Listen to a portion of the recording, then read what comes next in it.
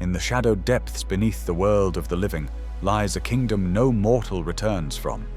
It's not hell, it's not chaos, it's order, silent, ancient, and eternal.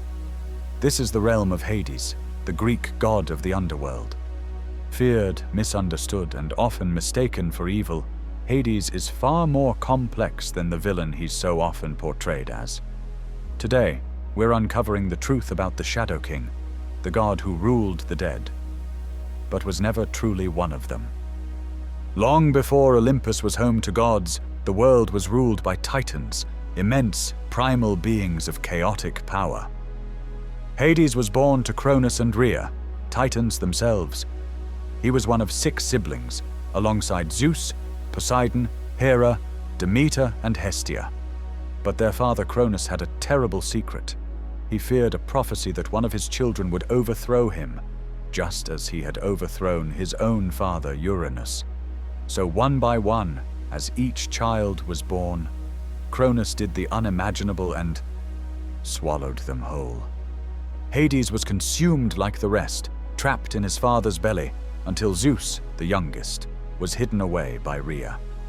When he came of age, Zeus forced Cronus to regurgitate his siblings, but now they were fully grown and ready for war. The gods rose against the Titans in a cosmic clash known as the Titanomachy, a battle that raged across the heavens and earth for 10 years. When the dust settled, the Olympian gods had won. The Titans were cast into the abyss of Tartarus, and the world was reshaped. With victory came spoils. The 3 brothers, Zeus, Poseidon, and Hades, cast lots to divide the universe. Zeus drew the sky and became king of the gods. Poseidon claimed the sea and all its creatures, and Hades drew the underworld. At first glance, it seemed a lesser prize, a grim realm beneath the earth, filled with shadows and silence. But Hades did not protest. He accepted his fate with a stern resolve, and so began his reign over the dead. But unlike modern depictions of hell, the Greek underworld was not a place of punishment, at least not entirely. It was a kingdom of balance, where souls were sorted according to their deeds. The underworld, or Hades, as it was also called, was divided into regions. The Asphodel Meadows, where ordinary souls wandered in quiet eternity.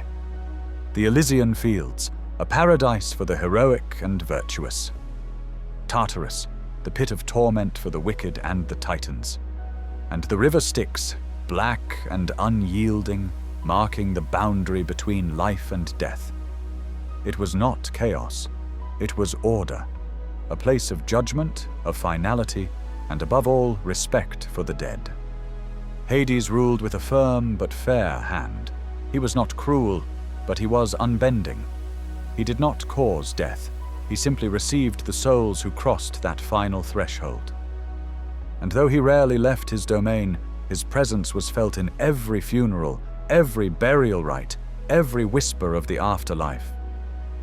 But even gods of stone have their moments of desire. One of the most enduring myths of Hades is the story of his wife, Persephone, daughter of Demeter, goddess of the harvest. Hades saw Persephone in a field of flowers and was struck, not with lust, but longing. For all his power, he lived in solitude. So he abducted her, bursting from the earth in his chariot and dragging her to the underworld. Demeter, stricken with grief, withdrew her blessings from the world. Crops withered. The earth turned cold.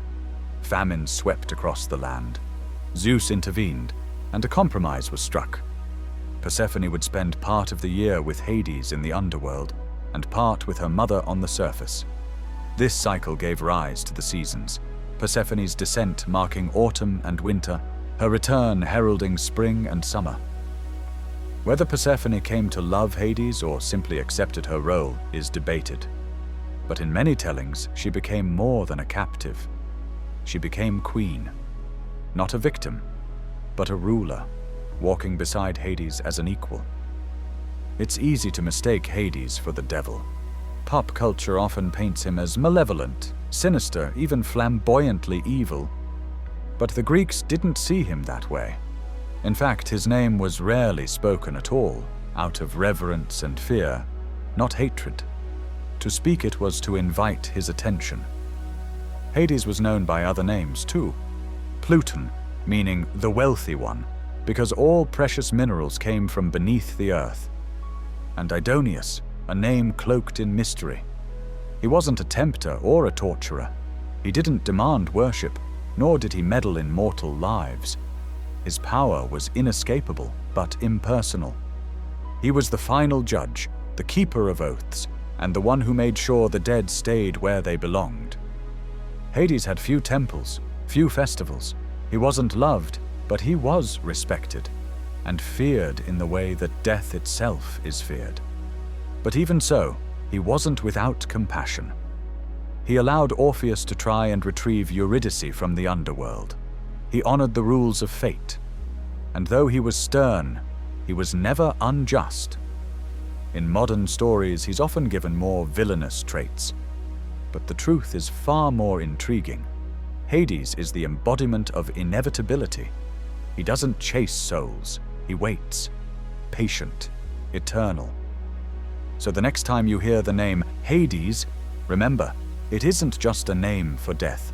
It's the name of a god who accepted a role no one else wanted, who ruled not through rage or ambition, but through duty and balance. The underworld may be dark, but it is not cruel. And its king, he is not evil. He is Hades. Want more Greek mythology? Subscribe and explore the stories of gods, monsters, and mortals. This has been a production by Horizon Mythology. Thanks for watching.